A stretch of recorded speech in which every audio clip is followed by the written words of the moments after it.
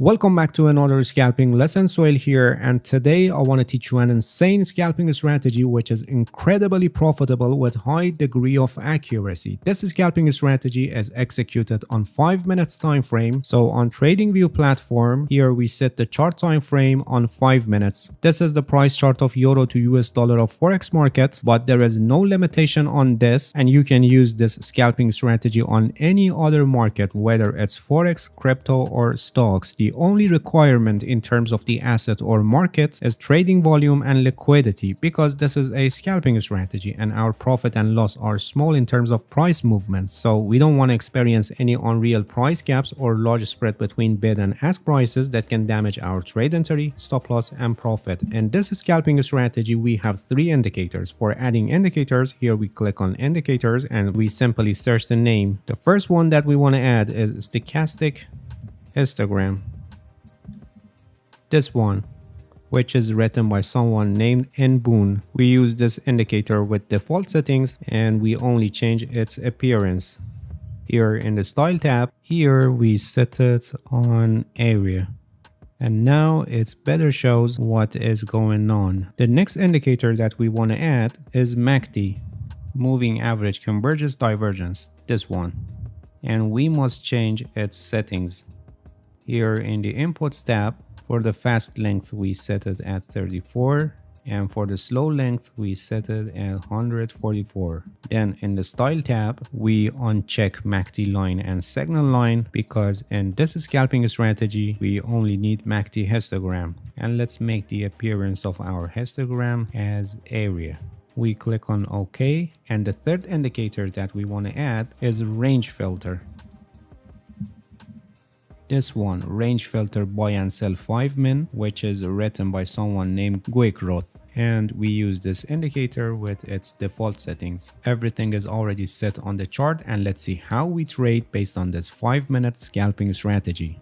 Alright, as you can see, this indicator range filter gives us some buy and sell signals. Actually, the signals are given based on this middle line that you can see here. When the middle line turns to green, it's a buy signal, and when it turns to red, it's a sell signal. If these are distracting for you, you can simply clear them in the settings. Please pay attention that we don't trade only based on these signals, because many of them can be false signals, especially when pullbacks begin or the price goes to a trading range. So we need to filter the false signals and take the signals that have higher probability of giving the expected result. For this purpose, we use these 2 indicators, stochastic histogram and MACD histogram. When we have buy signal, both of stochastic histogram and MACD histogram should be green, and when we have sell signals, both of them should be red. For example, here we have a buy signal, stochastic histogram is green, but MACD histogram is red. As long as MACD histogram is red, downside momentum is greater than upside momentum. So we don't enter any long position here. Here we got a sell signal, stochastic histogram is red, but MACD histogram is green. It's actually on the verge of turning to red, but we stick to the rules and we don't enter a short position here. Here a buy signal, but both of stochastic histogram and MACD histogram are red, so not confirmed. Here a similar situation, we got a sell signal, but both of stochastic and MACD histogram are green. So here also we don't open a short position. And here we got a confirmed signal. It's a buy signal and both of our histograms are green. So we can enter a long position here as the new candle is opened. The stop loss for this trade can be placed below the swing low, and for the profit of this trade, we can set take profit order in advance at a level that makes the risk to reward ratio equals 1.5, or you can follow the price action and take your profit when you see signs of reversal. One good strategy here is moving your stop loss below the pullbacks and lock in your profit, and you can close your position when the trend is stopped or the market is reversing. Here we got a sell signal, not confirmed because both of histograms are green, and here we got a buy signal, and this is a confirmed signal. Please pay attention that this buy signal shows up when this candle is closed and the price is actually at the opening level of this candle where both of the histograms are green, so we can enter a long position position here with a stop loss placed below the swing low.